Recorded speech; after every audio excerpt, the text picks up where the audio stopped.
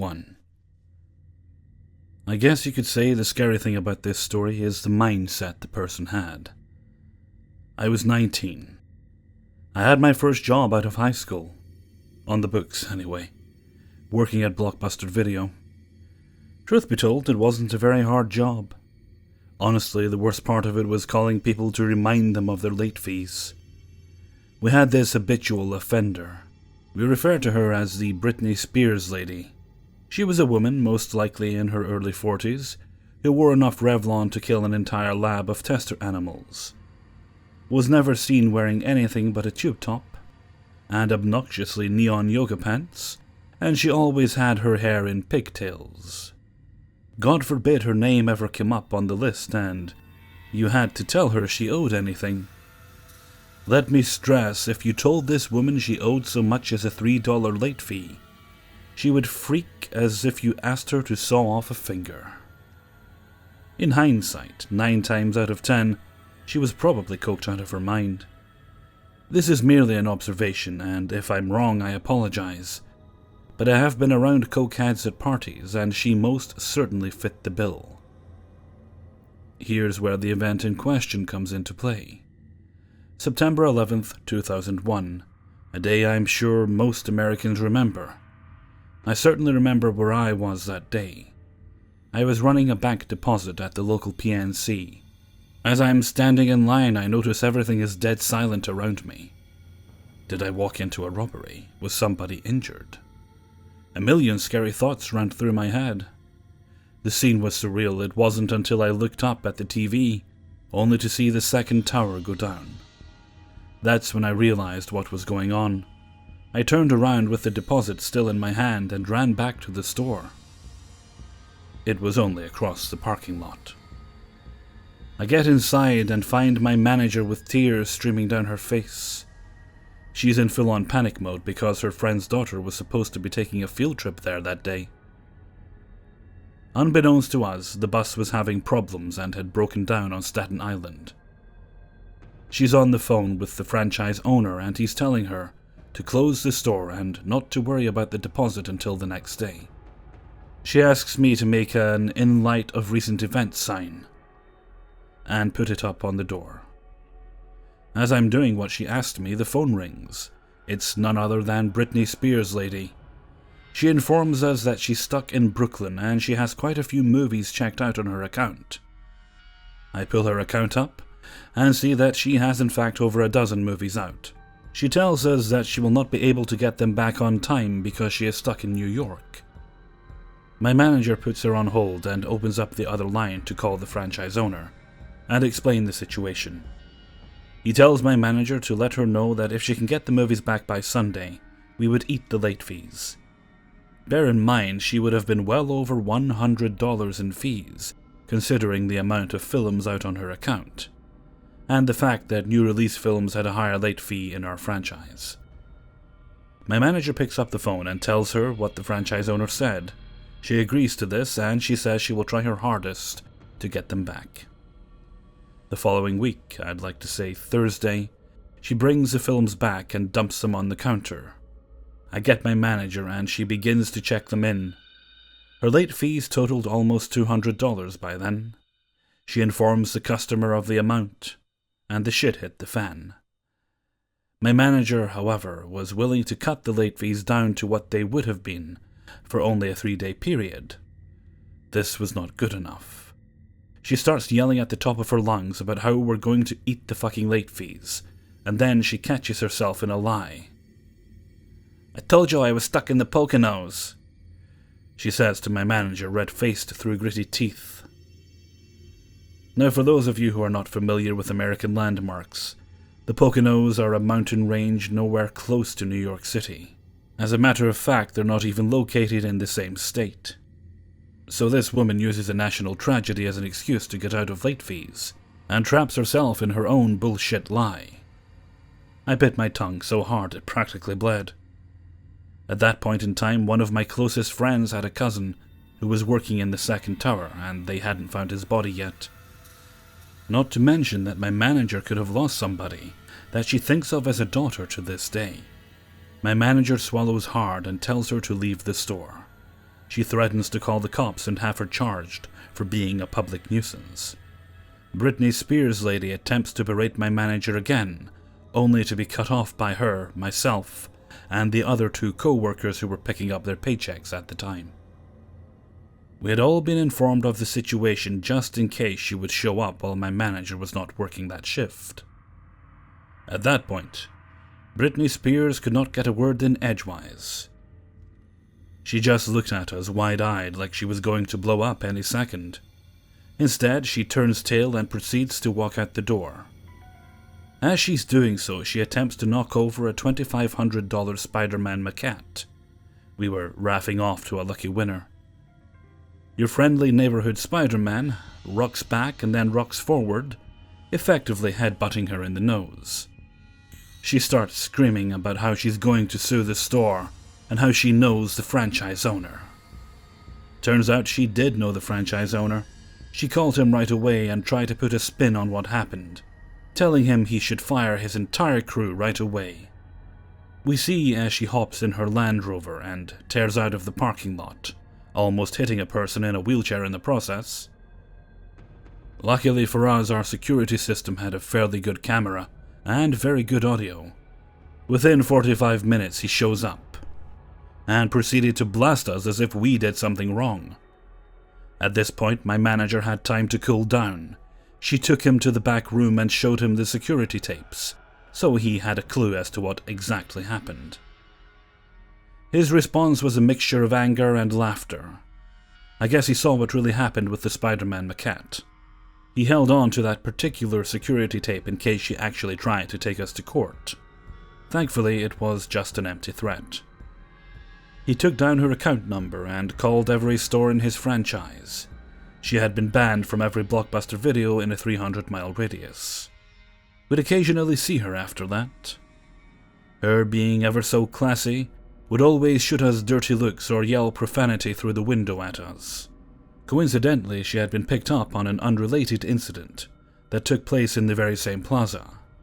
She had attempted to steal a faux fur coat from the clothing store 3 shops down from us. The police described her as being high out of her mind. After that, we never saw her again.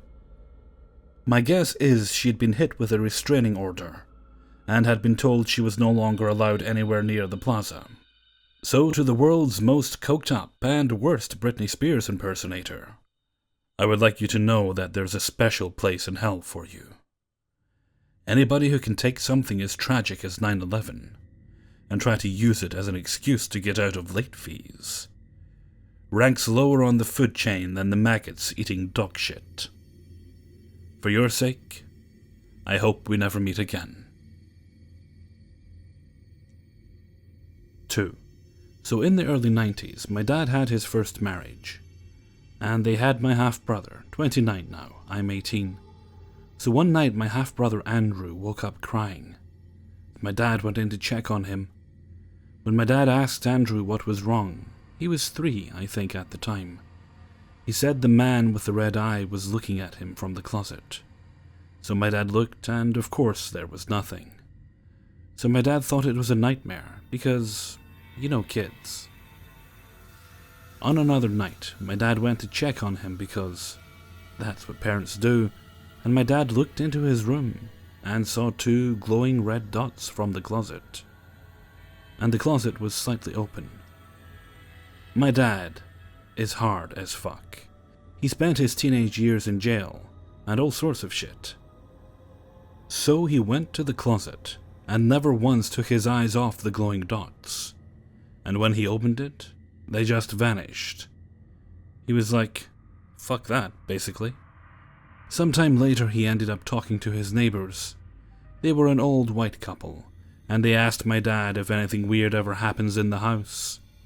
So my dad told them, and they said they've seen much worse, like an apparition of an old man, and all sorts. 3. The story of slipping into insanity. Warning, this story is about domestic abuse. Growing up, my life was full of my parents' violent arguments and tension, leading to me self-harming at a very young age. At maybe 4 or 5, I would fill with such crazy anger at the smallest of reasons, which I now think is due to family stress. So to relieve my anger, secretly I'd bite myself till my tiny arms were covered in bruises. My parents thought the marks were just from playing rough, as I was a tomboy, and was always getting knocked about climbing trees and such. Not knowing at the time what self-harming was, but it came naturally to me as an outlet for my feelings. A couple of years later, my parents finally decided to divorce. It did not go smoothly. My dad cheated on my mum and pushed us all away while pretending to be loving to me as a way of trying to manipulate my mother. I would later come to learn he's threatened to kill me and my brother, and he'd make threats like, "You will never see these kids again if you leave me." Daily fights and screaming fits between my parents and my older brother. Doors would be slammed, punched, and smashed. I slept in my mother's bed whenever my dad was home. At the time, I didn't know why, but now I realized my mother was scared of him and knew he wouldn't attack her if I was in the room. One of the most scarring fights I witnessed has haunted me, and I learned to push the memory deep into my mind to suppress it. At 10 years old, my dad picked me up from school. With his fake smile, he took me shopping, even though I never wanted to leave the car, as I cherished alone time. He bought a small packet of chocolate truffles. When we got home, he ran up the stairs and knocked on their bedroom door for my mum, who was taking a shower at the time. He demanded she open the door even though she was stood at the other side of it, explaining to him she wasn't dressed and was not about to open the door, while wrapped in just a towel. My dad started to kick the door down as I watched, terrified, from across the landing. My brother stood between my dad and the door, telling him to get away from our mum. My dad grabbed my brother by the neck and slammed his head into the wall, pinning him against the wall by his neck and raising his other fist up ready to bash my brother's face in. My mum slammed the door open and came out, still only wrapped in a towel, but holding a baseball bat above her head, threatening to hit my dad if he did not let go of my brother. My dad dropped my brother, pulled out his phone and called the police saying, "I need help, my wife's attacking me and our kids with a baseball bat." That fucking moment fills me with anger every time I think about it. I remember shaking and looking down at the landline in my hand, wishing I had the balls to call the police, wishing I could rip my father's throat out, wishing I could kill him. Sick, disgusting thoughts, backed by a rage a child that age should never have. I never talked to anyone about this incident until earlier this year, which was 10 years after it happened. Over the next 6 years, my parents finally separated, and we went to live with my mother, but my dad still made threats and tried to ruin our lives in every way possible, as we could never seem to be rid of him. He even took me to court the day of my high school exams, but he didn't even bother to turn up.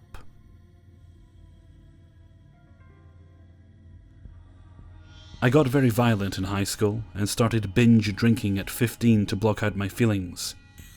I remember at about 12 years old my dad was driving me to his house for the weekend, and he wouldn't shut up talking about his new girlfriend. He just wouldn't fucking shut up. I couldn't take it anymore, and thought the best thing for my family, for my mother and brother, was if my dad died. Going about 50 miles an hour in his sports car down a country road, I reached over, grabbed the wheel and tried to spin us off the road. My dad caught the wheel though,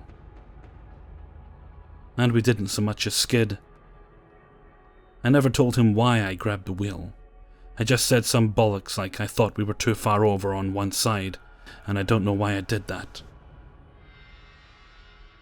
At 16, the voices started. Lying in bed at night, I would hear groups of people chattering.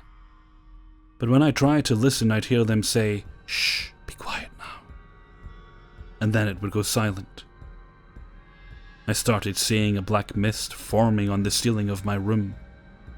It would form into a ball of smoke and circle around the room. I'd lie there terrified, not moving until morning. I thought at the time I was being haunted, but after visiting the doctors, and now at 20 years old, I have been diagnosed with a schizopersonality disorder, depression, and post-traumatic shock. I'm apparently not full schizophrenic, as I can mostly tell hallucinations apart from reality. So I'm not being treated for that, but I'm on medication for PTSD. That medicine actually makes the hallucinations worse though.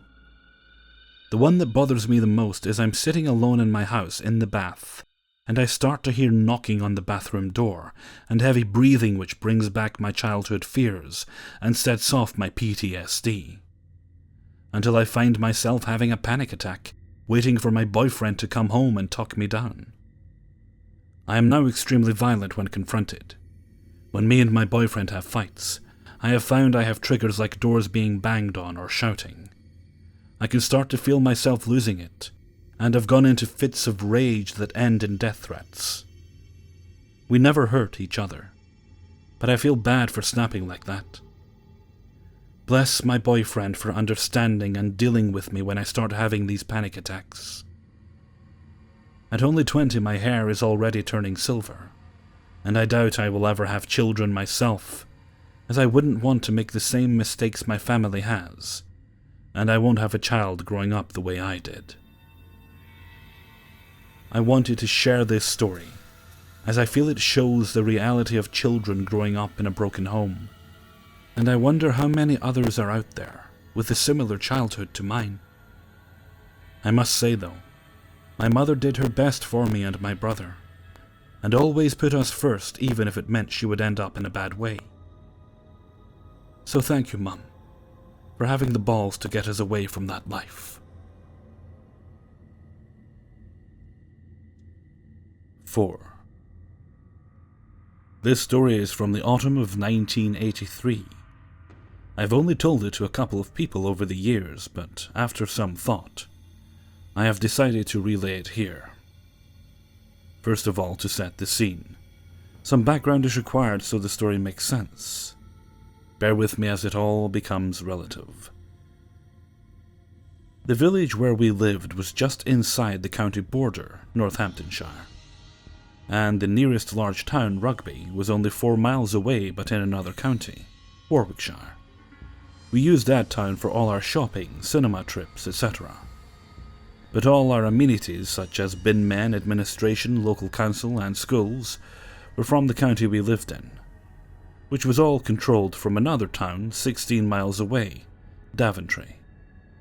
This meant our senior school was in Daventry, despite there being another school only 2 miles away in Warwickshire.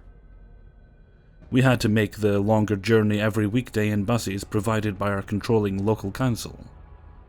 Ironically, the education board used a bus company based in the nearest town to ferry us from the school in Daventry. Confused? Well, none of it made sense to us at the time either. So on from that, my mum started up her own business in Rugby, the nearest town, in the summer of 1983. It was a government scheme where she taught teenagers skills, and those who grew up in the UK will remember these as YTS schemes. In order to make a real go of it and make a livable wage, my mum worked long hours, which often meant she wouldn't return home until 7 p.m. most nights. She deemed that with my sister away at university, me getting home approximately 4 p.m. after school all week, 3 hours alone, until she returned was a recipe for trouble, with visions of me having a bunch of mates round and trashing the place or trying to cook something and burning down the house. As it so happened, the coach company that had the contract for our school bus run had their depot right next door to her business. Getting to know some of the owner's sons, she arranged for me 3 days of the week to stay on the bus once all the other kids had got off in the village, and return on the vehicle, although it was supposed to be empty, to the depot where I could then walk the short distance to her workplace, hang about until she finished, and eventually come home with her. As you can imagine, I wasn't very keen on this, as being 13, I thought I was grown up enough and mature enough to be trusted at home alone.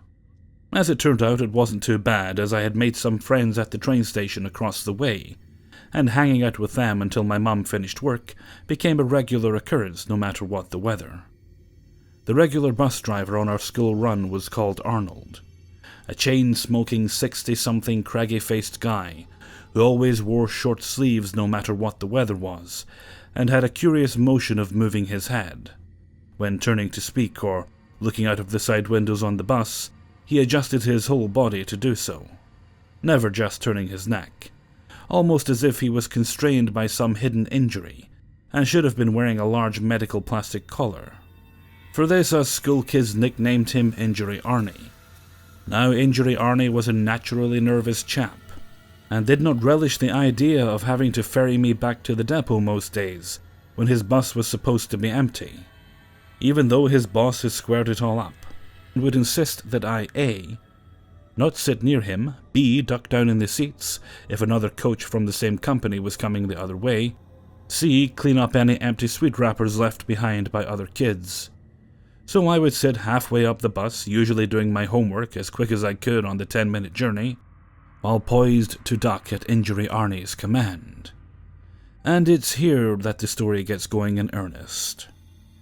One day I am travelling on the bus back to the depot in my usual seat, when I duck down at Injury Arnie's shout, and use the time while prone to look under the rows of seats for rubbish to pick up later, when I see about 10 rows back a pair of feet, black smart shoes, just motionless. I get up and peer over the back of the seat to see a man dressed in black, wearing a trilby hat, just sat there, staring forward, paying no attention to me. Strange, I thought. I never noticed him get on. Maybe he was a friend of Injury Arnie, who had boarded as all the kids left and was sneaking a free lift into town. Thought nothing more of it, and got off as per usual, and went to Mum's place. Later that week, I'm on the bus again. For some reason traffic was bad and progress was slow, as I'm gazing out the window and looking at the drivers of cars, etc., when something caught my eye, and I strained to follow it as the bus began to pull away. Facing almost backwards, I become aware of someone else on the bus. That man again, dressed in black with a hat, but this time not sat near the back, but only a couple seats away from me on the other side. Being closer this time, I could see he had pale skin, dark bags under his eyes, and his mouth was firmly shut. He just looked forward, never moved, and had such a blank expression on his face I remember thinking, this guy's a bundle of laughs. As we reached the depot, I got off again, and could clearly see the man still sat there while Injury Arnie began the tricky maneuver of parking the bus in the tight space left for him. Once again, I came to the conclusion it's a mate of Injury Arnie's, or even some bus inspector, and I carried on. Monday the next week, on the journey back, I am furiously scribbling homework, trying to quickly get it done before the bus got to the depot, while Injury Arnie changes the radio station and turns up the volume to a catchy song, and starts singing along. It was by the group Madness, as I recall. I put down my book and start to pretend to drum on the seat in front, and begin to mimic the lead singer and get carried away in a moment, closing my eyes and imagining I am in the band on top of the pops. Sure enough, when I open them again, the man in the black hat is sat 2 rows in front of me. Shit, where did he come from? I felt embarrassed. He must have walked up from the back of the bus while I was in mid-singing flow and sat down. The song was still playing. He had a smart haircut and a fur-lined collar on his coat. Part of the label of the coat was even sticking out, and I could clearly see it. I resisted temptation to reach out and slip it back in. Then it dawned on me. He must have seen me pretending to drum and sing badly, and I gingerly crept out of my seat, up to the hat man, and said, raising my voice over the music, "You're not singing along, mate?" Trying to mask any shame by being over-friendly. No reply. "What's up? You don't like this song?" Eventually, as the song ended and the DJ started talking, I sat back down and Injury Arnie turned the sound back down. It was then that the hat man spoke.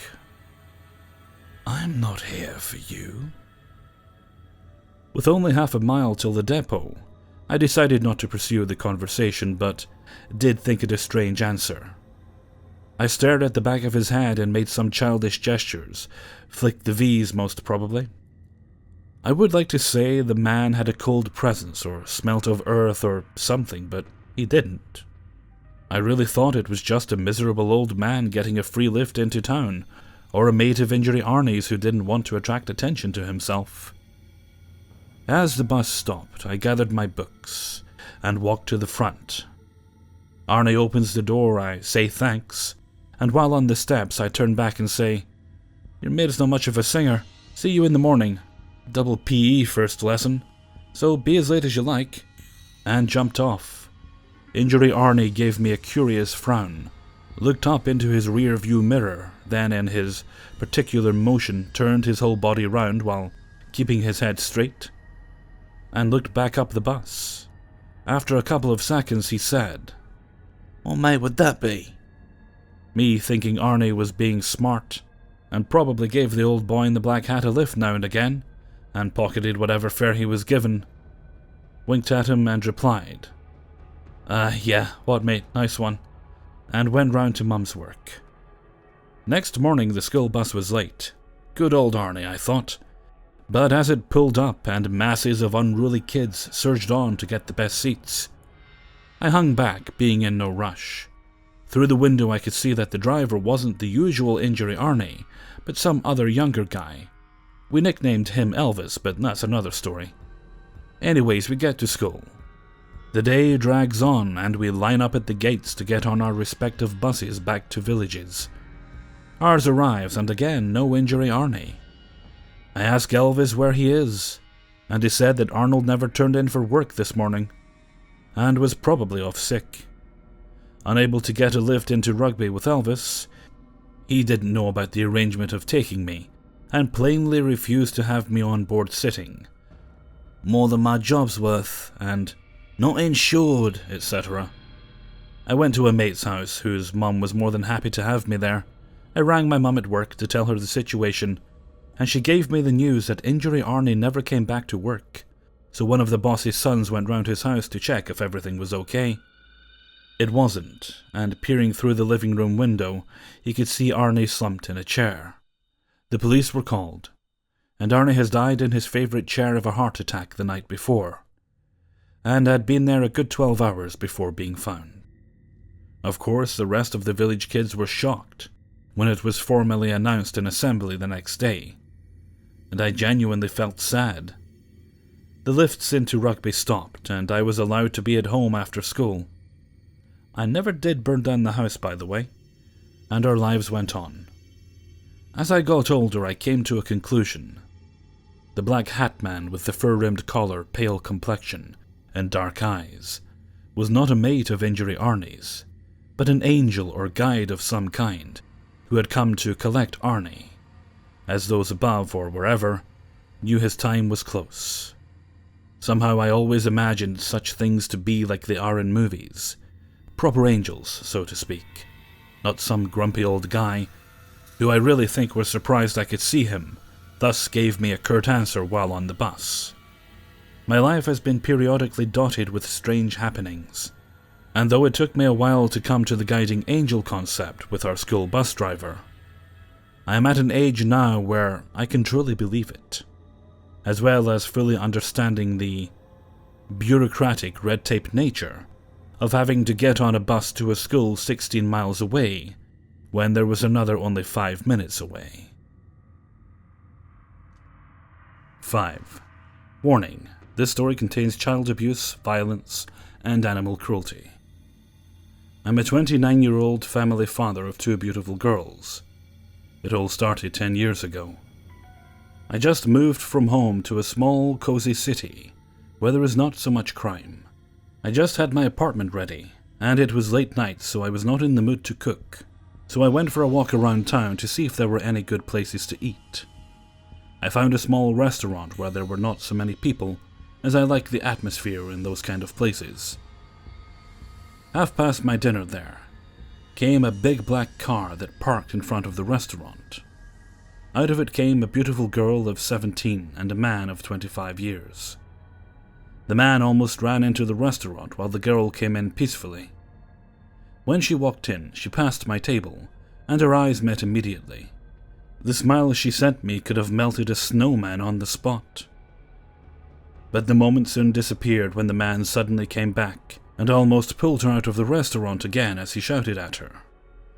I sat and looked after them all the way back to their car. Just before they drove off, I saw through the car window that the man started to hit the girl. But I could not get up before they drove away. When I had finished eating, I went for a night trip down to the harbour and smoked a few cigarettes before I went home and slept. The next morning, Saturday, I got up early to greet my new neighbours, and yes, I am the annoying neighbour who comes and knocks at my neighbours to introduce myself. The first 3 neighbours were kind to me, but when I arrived at the last house, I met, to my big surprise, the man from yesterday. Just a few seconds before I got to greet him, but before I could say something, he came to me and pretended to whisper something to me, but instead, with a very rough and loud voice, saying, "If you so much as look at my girlfriend again, you will wish you had never been born." Even though I was 5'11" and reasonably muscular at the time, I went a few steps back so I didn't provoke myself to beat him. Let's call him Abe. I asked what the problem was. "Abe, I saw how you looked at each other. I should just smash your head in." "Me, hey dude, chill out, man. I just wanted to say hey." "Abe, get away from my property, and don't let me see you near May again." The girl from yesterday. "Me, easy, I'm going. When I left there, I looked back at the house, an old, dilapidated 2-story house. In one of the windows, May stood and looked out and waved at me, but I did not wave back, with the thought of what Abe would do if he saw it. After I lived there for 2 months, I didn't see them so much. But now and then, Abe walked around in the garden. I only saw May when they were driving away, but then it was like a celebrity who has to be ridden from the paparazzi. One night when I couldn't sleep, I went for a walk around the city and ended up down at the harbour, where I sat on a bench and lit a cigarette. 20 minutes later, I could hear someone coming behind me, and to my surprise, it was May. She sat by my side and we started talking. "Might I ask you, why don't I see you at home?" May. "Abe doesn't like people looking at me, so he doesn't want me to go without him." Me, it's crazy. Why the hell are you with him? You're too good to be with him. You can get anybody. You deserve someone who respects you. May. Abe says I can't do anything and that I'm too ugly to find someone who wants to be with somebody like me. Me. You are not ugly. You are beautiful. Suddenly a car came driving by, so May hid behind the bench because she had sneaked out while Abe was sleeping. I could see she was afraid, so I sat down by her side and asked her if she was so afraid of him, why didn't she leave him? But she started shaking and crying violently, so I took her in my arms and brought her to my home. Yes, I know it's not something I decide, but my sister lives under the same conditions, so I know what it's like to live in psychological abuse, and I don't want to see it happening to others. When we got home, we sat on my couch and talked. I convinced her to break up with him, if I helped her through it. I promised not to call the police, and why's that, you wonder? May's father is a colleague of Abe's and was often invited over, so Abe has been a part of May's life since she was 12 years old. Many nights when her parents get drunk because of too much wine, Abe went up to May's room and abused her in so many ways. But she never told it to anyone. He had broken her mentally. So she eventually stopped talking to other people. May couldn't complete her high school, so she dropped out. Abe later asked her parents if May could move in with him, and they were happy about it. But nobody asked May. I was thinking of calling the police anyway, but I'm a man of my word, so I didn't. The time was approximately 2 a.m. When I locked the entire apartment and pulled the curtains so you couldn't look in, I asked May if there was something she should have from the house. I would pay for new clothes and furniture because I have a lot of money at that time. There was some jewelry and important papers she needed. There was just one problem. Everything was in Abe's safe. I have some special friends, gang members. One of them taught me to open small safes, and yes, I know it's convenient, but I see it as luck. I called my big brother, who is a night owl like me. I asked him to bring some tools the following day. If everything went as it should, Abe shouldn't be home the following night due to night work with May's father. As the hours went by, and my brother had come with my things I needed, and the night fell on again, we began to plan how we would do the job. I took what I needed and asked my brother to take care of May. I went alone, so if I was discovered, nothing would happen with my brother or May. May had no key to the house, so I removed a window in the living room at the back of the house, so you couldn't see me out of the way. I rushed in and followed May's instructions about where the safe was. I'm not telling how I opened it, so no one's getting any ideas. I hurried to empty the entire safe of valuables quickly. There was a box with May's jewelry, her papers, and 10,000 kroner, $1,550 that I thought she had deserved. I hurried to get out of the house and put the window back in. I ran home as fast as my legs would carry me. I packed some of my stuff, and then we drove up in my cabin I used while I was hunting. When we arrived, my brother drove home because he had to work the next day. I took a mattress to myself on the floor so May could sleep in my bed. We went to bed, and I slept like a baby on cotton. But suddenly something woke me up. I felt a body at my side. May had settled and fell asleep immediately. I wish I could stop here saying that it all ended happily, but it would be a lie. The next morning I got up and cooked breakfast for May. After breakfast we talked about what should happen now. She didn't want to go home to her parents nor be alone. I didn't mind the company, so I asked if she would stay with me until she could get on her own again, to which she said yes. We wouldn't risk anything, so we couldn't live in my apartment, so we should find a new place to live. Since my hunting cabin lies a bit outside of everything, we couldn't stay there either. I also had to take care of my job, but May gave me the 10,000 kroner so I could take a leave from work. The next morning I called some gang member friends to get to my cabin, so we could go over and tell Abe that their relationship was over. We drove over to Abe, who wasn't home. So we drove over to May's parents, and, rightly enough, there was his car. We knocked, and her mom opened up. We told her we should talk to Abe, but we had a letter from May to her mom and dad. Abe came running when he heard his name. He became furious when he saw me, but was stopped by two of my friends. They pulled him out and closed the door after them, so the parents couldn't see what happened out there. Abe just got more mad when he learned that May didn't want to see him anymore. He got a little beat up before he came down again. In the meantime, May's dad had called the police, so we hurried to drive away. It took 3 months before we heard more from Abe. May and me had in the meantime found a place to live, a little beautiful house with a little garden around the house. I had bought a retired police dog who could look after May when I wasn't home. One night when May was alone with our dog Dexter, like in the series, I drove off to work. I was a couple of hours at work, but suddenly I was called by May. She couldn't find Dexter, who she had let out in the garden. When she heard Dexter barking a couple of times, she went out in the garden and called him, but no Dexter. She took my flashlight and looked around the garden, but she couldn't find him.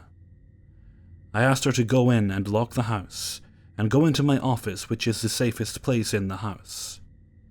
I talked to my boss who knows my circumstances, so I got off right away. I hurried home, where I was greeted by a terrible sight. Dexter lay with blood all over, and I found a lot of stab wounds in the stomach.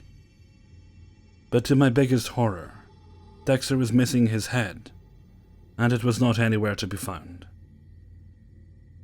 I hurried into the house and into the office, but May wasn't in there. I searched the whole house but couldn't find her. I ran out in the garden, where they have a small shed of tools and a freezer. The door is closed, but there is light in there. I thought I had to be prepared, so I ran to get my shotgun. I ran over and kicked the door down, but before I did anything, Abe jumped out behind the shed and stabbed a knife in my stomach. I fell on the ground, still with the shotgun in my hands.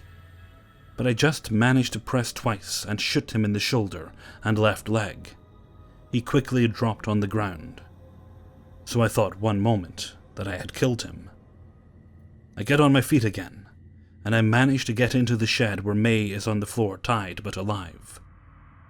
I get her up, and she calls for an ambulance and NSPD, the police department in my area. They arrived soon for once. We were all driven to the hospital and patched together again.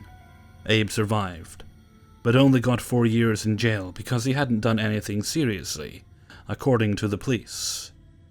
I got an unconditional verdict and won the trial later. When Abe had taken Dexter and brutally killed him, he had been waiting outside our door on May to get out of the house, where he then jumped her and tied her and threw her in the shed, and started waiting till I came home.